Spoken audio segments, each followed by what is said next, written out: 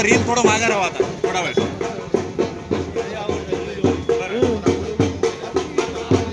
हो या ना सगळे पडिंग असे ना. उभं टाका मामा, उभं टाका.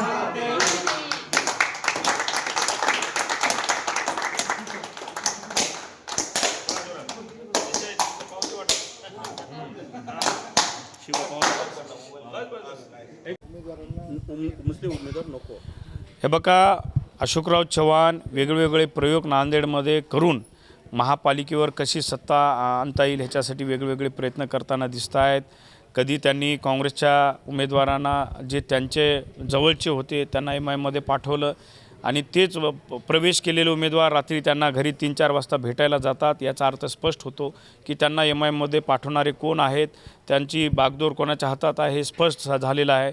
आणि कालची ऑडिओ क्लिप ह्याच्यासाठी मुद्दामूनच व्हायरल केलेली दिसते की ह्याच्यामध्ये कुठंतरी 2 समाजामध्ये तेढ निर्माण व्हावं आणि तेढ निर्माण करून आत्तापर्यंत जेव्हा जेव्हा भाजप सत्तेवर आलेली आहे असे प्रत्येक वेगळ्या वेगळ्या समाजामध्ये तेढ निर्माण करून ते सत्तेवर बसलेले आहेत. आणि तसाच प्रकार या ठिकाणी नांदेडमध्ये आपल्याला पाहावयास मिळत आहे असं मला वाटतं. अशोक चव्हाणांचे निकटवर्तीय भानुसिंग रावत यांनी आरोप केला की 50 लाख रुपये घेऊन तिकीट घेतले. निश्चितच रावत साहेबांनी जे आरोप केलेले ते खरे आहेत. असे कितीतरी निष्ठावंत कार्यकर्ते आहेत की त्यांना भाजपनी फक्त पैसे नाहीत म्हणून त्यांना घरी बसवलेलं आहे. आणि याच्याहून स्पष्ट होते की भाजप नांदेडमध्ये किती मोठ्या प्रमाणात धनशक्तीचा वापर करणार आहे.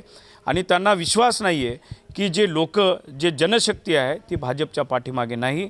त्यांना धनशक्तीचा प्रयोग करूनच या ठिकाणी नांदेडमध्ये सत्तेवर ते येऊ पाहत आहेत. पण हे जनता हुशार आहे. त्यांना या ठिकाणी धनशक्तीचा वापर या ठिकाणी कितीही केला तरी जनता ही काँग्रेसच्याच पाठीमागे राहील हे विश्वास करतो. नांदेड वाघाळा महानगरपालिकेच्या निवडणुकीच्या अनुषंगाने प्रभाग 1मध्ये आम्ही काँग्रेस वंचित आघाडीच्या उमेदवारांचा प्रचाराच्या नारळ फोडण्याच्या निमित्तानं आज इथं आलेलो आहेत. आम्ही सर्व उमेदवार आणि कार्यकर्ते मंडळी मिळून प्रभाग 1चा प्रचाराचा नारळ आज फोडला. अधिकृत प्रचाराला या ठिकाणी आज सुरुवात केलेली आहे. आणि मला विश्वास आहे की जे काही महापालिकेचा 16 जानेवारीला निकाल येईल त्यामध्ये काँग्रेस आणि वंचित आघाडीचा जे आमचे उमेदवार आहेत त्यामध्ये बहुसंख्य प्रमाणे निवडून आलेले दिसतील.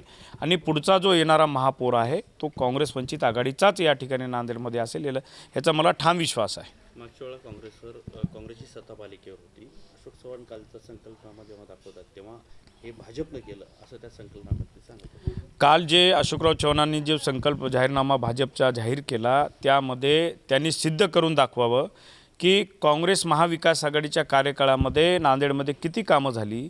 आणि जेव्हापासून ते भाजपचं सरकार आहे इथं महाराष्ट्रामध्ये भाजपच्या सरकारने नांदेडमध्ये काय कामं केलेली ह्यांनी त्यांनी सिद्ध करून दाखवावं. समोरासमोर त्या ठिकाणी बसून चर्चा होईल आणि त्या चर्चेमध्ये त्यांनी सांगावं की भाजपनं काय केलं आणि महाविकास आघाडीच्या कार्यकाळामध्ये नांदेडला महाविकास आघाडी सरकारने त्या ठिकाणी किती प्रमाणात निधी दिलेला आहे ते फक्त दाखवण्याचं काम करत आहेत. नांदेड आज आपण पाहतो आहे नांदेडमध्ये कोणतेही असं नियोजन नाही आहे ना. प्रमुख रस्ते त्या ठिकाणी बकाल रस्ते झालेले आहेत, खड्डेमय रस्ते झालेले आहेत, ना ट्रॅफिकचं नियोजन नाही आहेत. नांदेडकर अक्षरशः ह्या सगळ्या गोष्टीला त्रासलेले आहेत.